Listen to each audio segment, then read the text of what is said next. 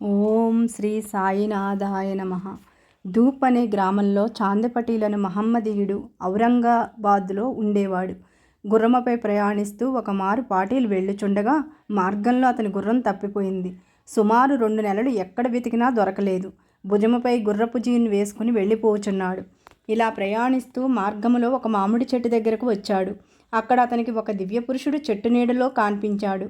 పొడవైన కపిని, ఒక టోపీ, తలపై సటకాతో చిలుము త్రాగడానికి ప్రయత్నించుచున్నాడాయన. చాందిపటేలను పిలిచి కూర్చొనమని చిలుము ఇచ్చి త్రాగమని ఆ దివ్యపురుషుడు పాటేలును జీన్ సంగతి ప్రశ్నించాడు. గుర్రము సంగతి అతనికి చెప్పగా అదిగో ఆ కాలువ ప్రక్కన వెతకమని ఆ పకీరు చెప్పాడు. అలా వెళ్ళేసరికి అతని గుర్రం అచ్చట గడ్డి మేయుట చూసి పరమానందం చెందినాడు. ఆ పకీరు సామాన్యుడు కాదు, గొప్ప సిద్ధపురుషుడని గ్రహించాడు. గుర్రాన్ని తీసుకుని పకీరు దగ్గరికి వచ్చాడు. పాటీలు వచ్చేసరికి చిలుము తయారైంది. గుడ్డ తడపడానికి నీరు నిప్పు లేదు. పకీరు సటకా నేల మీద గుచ్చేసరికి నిప్పు వచ్చింది.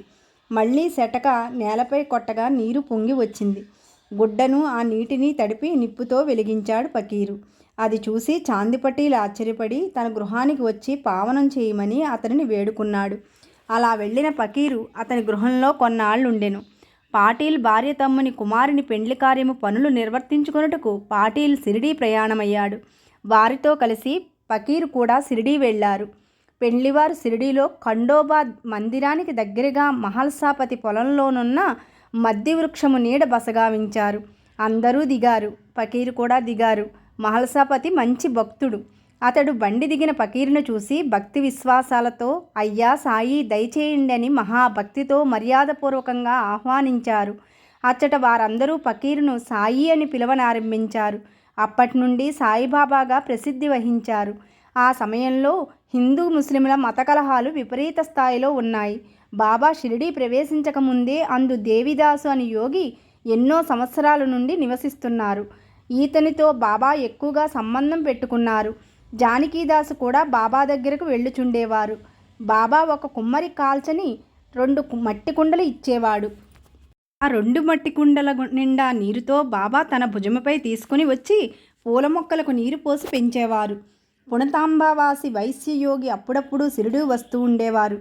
వాడిక ప్రకారం బాబా పూల చెట్లకు నీళ్లు పోయిచుండగా చూసి షిరిడీ గ్రామస్తులకు ఈ అపూర్వ దివ్యమణి షిరిడీలో ఉండుట వలన ఇది మహా దివ్యక్షేత్రమైంది, భవిష్యత్తులో ప్రపంచ ప్రఖ్యాతి పొందుతుంది కూడా. ఆ నందనాథుడు అక్కల్కోట్ మహారాజ్ ప్రియ శిష్యుడు బాబాను దర్శించవచ్చారు. ఆయన బాబాను చూసి షిరిడీ గ్రామం వారికి ఇతడొక దివ్యమణి, మీకందరకు బాబా సంగతి భవిష్యత్తులో తెలుస్తుందన్నారు. మంచి యుక్త వయస్సులో బాబా తన తలనీలాలను పెంచుకునేవారు. మంచి వస్తాదు వలె బట్టలు దాల్చేవారు. షిరిడీకి 3 మైళ్ళ దూరాన గల రహతాకు బాబా వెళ్ళేవారు. అక్కల్కోట మహారాజు గారి భక్తుడు మహారాజ్ వారి చిత్రపటాన్ని నిత్యము పూజ గావించేవాడు. షోలాపూర్ జిల్లాలో గల అక్కల్కోట గ్రామానికేగి అచ్చట గురు మహారాజ్ పాదుకా పూజ గావించాలని మనసులో సంకల్పించాడు. అతనికి స్వప్నమందు తన గురువు నేను ఇప్పుడు షిరిడీలో నివాసము చేస్తున్నాను, అందువలన నీవు అచ్చటనే పాదుకులను జరిపించుకో అనగా ఆయన అలాగే షిరిడీ వెళ్ళి బాబా దివ్య దర్శనం గావించుకుని పూజించి 6 మాసాలు అచ్చటనే ఉండి బాబా పాదుకులు చేయించి నింబవృక్ష ఛాయను 1912లో ఉపాసనీ బాబా, దాదా కేల్కర్ మహానుభావులతో శాస్త్రీయంగా సాయిబాబా వారి దివ్య పాదుకా పూజ జరిపాడు. దీక్షిత్ తను మంచి భక్తుని నిత్యము పాదుకా పూజ చేయుటకు ఏర్పాటు గావించాడు. సుగుణమేయర్ను దర్శకునిగా నియమించారు. సుగుణమేయర్ నాయక్ జీకే దీక్షిత్కు 1912లో ముంబాయి వాసులు డాక్టర్ రమారావు కొటారే అను కాంపౌండర్కు షిరిడీలో పరిచయమయ్యారు. శ్రీ సాయి దివ్య పాదుకులను నింబవృక్ష ఛాయలో ప్రతిష్ఠించాలని అనుకున్నారు. తర్వాత ముంబై డాక్టర్ ఉపాసనీ మహారాజ్తో సంప్రదించి పద్మ, శంకు, చక్రాలతో చేర్చి ఈ క్రింది శ్లోకాన్ని కూడా వ్రాయించారు. సదా నింబవృక్షస్య మూలాదివాసాత్ సుధా శ్రావిణం తిక్తమస్య ప్రియంతం తరుం కల్ప వృక్షాదికం సాధయంతం నమామీశ్వరం సద్గురుం సాయినాథం. ఆ దివ్యపాదులను దీక్షిత్ తన శిరముపై భక్తి పరిపూర్ణంగా ఉంచుకుని ఖండోబా మందిరం నుండి ద్వారకామయికి మహోత్సవముతో వచ్చి బాబాకు చూపగా వారు తన పరమ పావన దివ్యహస్తాలతో స్పృశించి ఇవి భగవత్పాదుకులన్నారు. నింబవృక్ష మూలమున ప్రతిష్ఠించమని ఆజ్ఞాపించారు. పాస్తా సేటు ముంబై నుంచి 25 రూపాయలు పంపగా పాదుకులు ప్రతిష్ఠించడానికి బాబా ఆ పైకాన్ని వినియోగించమన్నారు. షిరిడీ గ్రామంలో కుస్తీ పోటీలు నిర్వహిస్తుండేవారు. మొహమ్మయుద్దీన్ తంబోళి అనువాడు కుస్తీలు జాస్తిగా పట్టేవాడు. బాబా తంబోళికి కొంచెం ఎడాపెడా ముఖం ఉండేది. కుస్తీ పట్టగా బాబా ఓడిపోయారు. అప్పట్నుండి బాబా తాను ధరించే దుస్తుల్లో మార్పు చేశారు. లంగోటి కట్టి పొడవైన చొక్కా వేసుకుని తలకు గుడ్డ కట్టుకునేవారు. మహారాజు భోగాలను అనుభవించుట కన్నా దారిద్రావస్థలోనే ఎంతో సౌఖ్యముందనేవారు. భగవంతుడు పేదవారికి దగ్గర మిత్రుడనేవారు. బాబా మదిలో కలిసి ఎప్పుడూ అందరితో తిరిగేవారు కాదు. రోజు ఎక్కువగా వేపవృక్షము దగ్గరనే కూర్చుండేవారు. బాబాసాహెబ్ డేంగలే అన్న బాబా ఎంతో ప్రేమ. అతని సోదరుడు నానాసాహెబ్కు 2 భార్యలను వివాహం చేసుకున్నా సంతానం లేకపోతే బాబాను వారు ఆశ్రయించారు. నానాకు పుత్ర సంతానం కలిగింది. అప్పటి నుండి బాబా దర్శనార్థం జనం ఎడతెరిపి లేకుండా వచ్చేవారు. ఎప్పుడూ బాబా చుట్టూ జనం విపరీతంగా ఉండేవారు. రాత్రి బాబా పాడుపడిన పాత మసీదులో పడుకునేవారు. చిలుగొట్టము, కొంచెం పొగాకు, ఒక రేకు డబ్బా, కప్ని, సటకా బాబావారి దివ్య సామ్రాజ్యంలో ఉండేవి. తలక గుడ్డ చుట్టి వెనుకకు ముడి వేసుకునేవారు. తాను ధరించిన బట్టలు వారాల తరబడి ఉతకకుండా ఉంచుకునేవారు. మసీదులో ఈశాన్యంలో దునికి ఎదురుగా దక్షిణముఖంగా కూర్చునేవారు. ఆ దునిలో భక్తుల కోరికలు, అహంకారాలు ఆహుతి గావించేవారు. అల్లాయే దేవుడనేవారు. 1912లో మసీదును కొంత మార్చారు. కాళ్లకు గజ్జెలు దాల్చి బాబా చక్కగా నాట్యం చేసేవారు. భక్తి పాటలను పాడేవారు. బాబా దీపారాధనకు ఎంతో ప్రీతి చెందేవారు. షిరిడీలో గల నూనె వర్తకుల దగ్గర నూనె తెచ్చి మసీదులో జ్యోతులు వెలిగించేవారు. ఇలా కొంతకాలం జరిగింది. నూనె వర్తకులంతా ఒక్కటి అయి బాబాకు నూనె వేయకూడదని, బాబా వచ్చినను నూనె లేదని చెప్పారు. ప్రమిదలలో ఒత్తులు వేశారు. బాబావారు తన రేకు డబ్బాలో నీళ్లు పోసి దానిని ఆ నీటిని ప్రమిదలలో పోసి వెలిగించారు. ఇదంతా దీక్షతో చూస్తున్న నూనె వర్తకులంతా అద్భుతాశ్చర్యాల్లో నిండిపోయారు. బేలమోములతో బాబా దివ్యపాదాలపై పడి క్షమించమని వేడుకున్నారు. జఫర్ అనునాథుడు అహ్మద్ నగర్ నుండి శిష్య సమేతంగా డాంబికముగా షిరిడీ దగ్గరున్న రహతా వచ్చాడు. ఖురాన్ అంతా బాగా వల్లించగలడు. ఆ ఊరిలో గల వారంతా అతనిని ఎంతో గౌరవభావంతో చూడసాగారు. అనంతరం షిరిడీ చేరాడు. బాబా వారితో మసీదులోనే మకాం చేశాడు. బాబా తన శిష్యునిగా బాగా ప్రచారం గావించాడు. బాబా కూడా నిజము నిలకడ మీద తెలుసునని ఏమీ మాట్లాడకుండా ఉన్నారు. బాబా ఆ మోసపు గురువు రహతా గ్రామానికి తీసుకుపోయాడు. బాబా అంత మోసగాడైనా అతనిని చిన్నగా చూడలేదు. ఇద్దరూ కలిసి షిరిడీ వచ్చినా మరల రహతాకు వెళ్ళేవారు. భక్తులు బాబా అచ్చట ఉండుట ఏమాత్రమూ ఇష్టం లేక ఒకరోజు రహతా వెళ్ళారు. తాము వచ్చిన పని ఒంటరిగా ఉన్న బాబాకు విన్నవించుకున్నారు. చూడండి, జవహర్ చాలా కోపం గలవాడు. మీరు అతడు రాకుండా షిరిడీ వెళ్ళడం మంచిదని చెప్పారు. ఇంతలో ఆ గురువు వచ్చాడు. ఎట్టకేలకు వారితో గురు శిష్యులిద్దరూ మరలా షిరిడీ వచ్చారు. ఇలా ఉండగా దేవీదాసు అను భక్తుడు మోసపు గురువు బండారం బయటపెట్టాడు. ఈ దేవీదాసు బాబా షిరిడీ రాకక పూర్వమే 12 సంవత్సరాల వయసులో షిరిడీ వచ్చాడు. దేవీదాసు మంచి రూపసి, మంచి జ్ఞాని. తాత్యా పటీలు, కాశీనాథ్ షింపి మొదలగు వారు దేవీదాసును తన గురువుగా భావించేవారు. మోసగాడైన జవహర్ అలీకి శాస్త్రవాదం జరిగింది. అందులో అలీ పరాజయంతో బాగా పరాభవింపబడ్డాడు.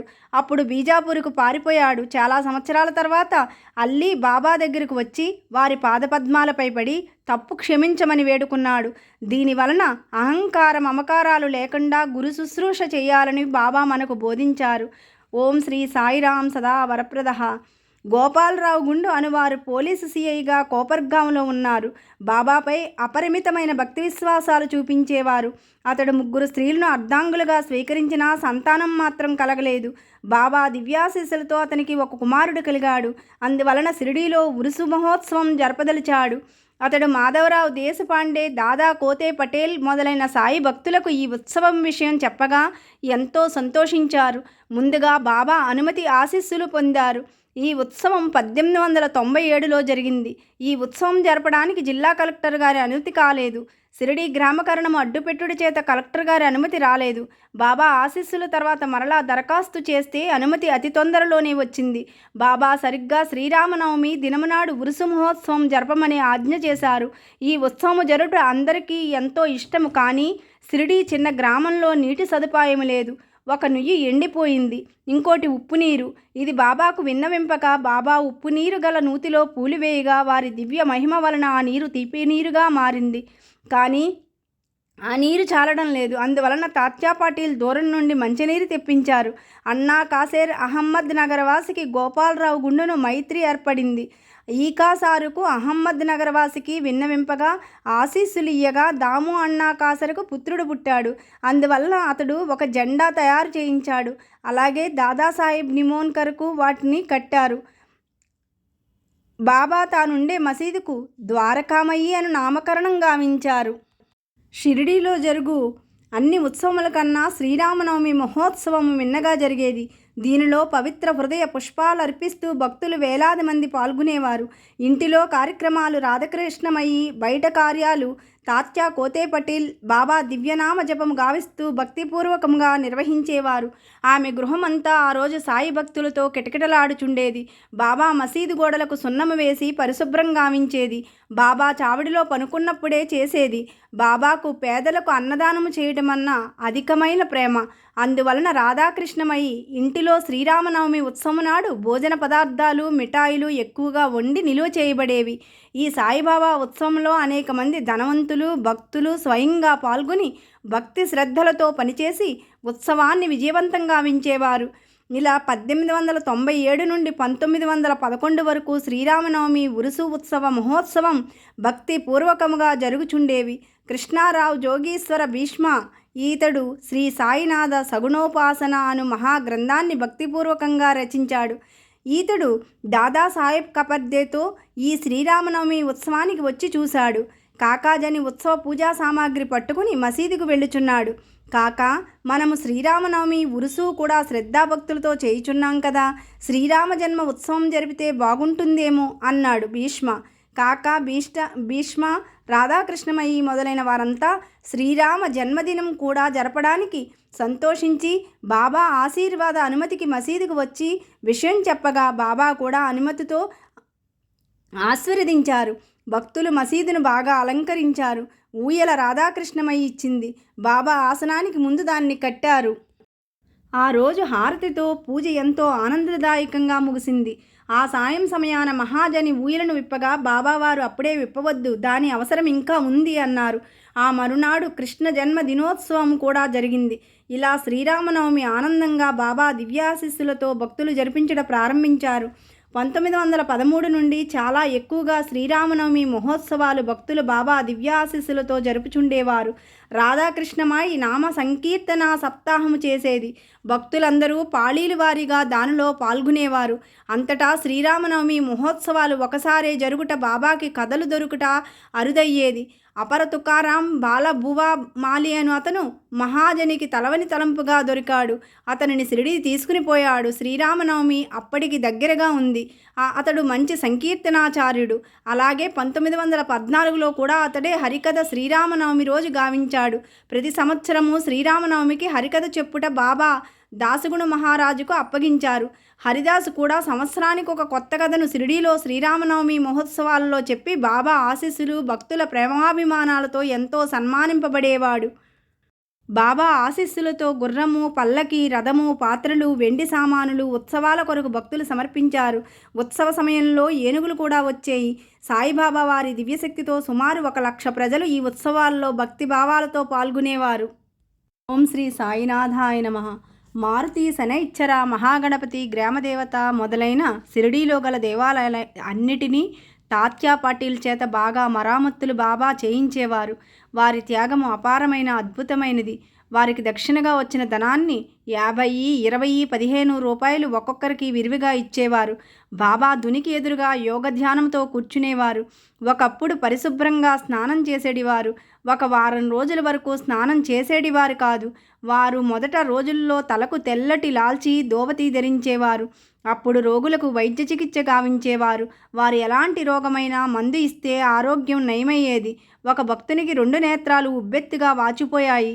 అతడు బాబా దగ్గరికి వెళ్ళగా బాబా నల్లజీడి పిక్కలు నూరి 2 మాత్రలుగా చేసి ఒక్కొక్క మాత్ర కళ్ళల్లో వేసి గుడ్డ కట్టారు. మరునాడు గుడ్డ విప్పగా కళ్ళు తెల్లబడి హాయిగా ఉన్నాడు. బాబాకు అన్ని ప్రక్రియలు తెలుసును. ఖండయోగము, దౌతి, సమాధి మొదలైన ప్రక్రియలలో ఆరితేరినవారు. ఒక మర్రి వృక్షము మసీదుకు చాలా దూరంలో ఉంది. ఒక నుయ్యి అక్కడ ఉంది. బాబావారచ్చట ముఖం కడుక్కుని స్నానం గావించేవారు. తన ప్రేవులన్నీ బయటికి తీసి వాటన్నిటినీ బాగా నీళ్లలో కడిగి అక్కడున్న నేరేడు వృక్షంపై ఆరవేసేవారు.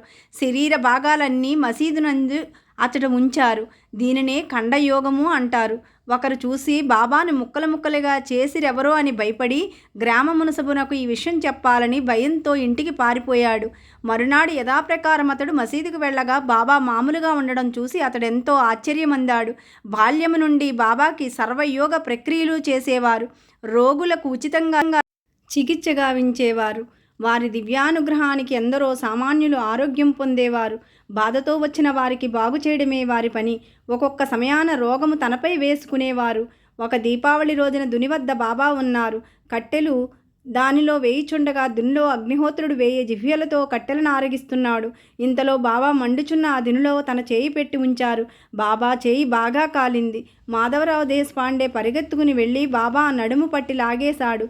బాబా ఇలా ఎందుకు చేశారనగా అప్పుడు బాబా ఈ లోకాల్లోకి వచ్చిన ఇక్కడికి చాలా దూరాన ఒక కమ్మర కాంత తన బిడ్డను ఒడిలో పెట్టుకుని కొలిమి ఊదుతోంది. తన భర్త పిలవగా ఒడిలోనున్న బిడ్డను మరిచి లేచేసరికి ఆ బిడ్డ కొలిమిలో పడిపోయాడు. నా చేతిని కొలిమిలో పెట్టి ఆ బిడ్డను రక్షించాను. నా చేయి కాలినా బాధలేదు. వారి బిడ్డ రక్షింపబడ్డాడు కదా అన్నారు.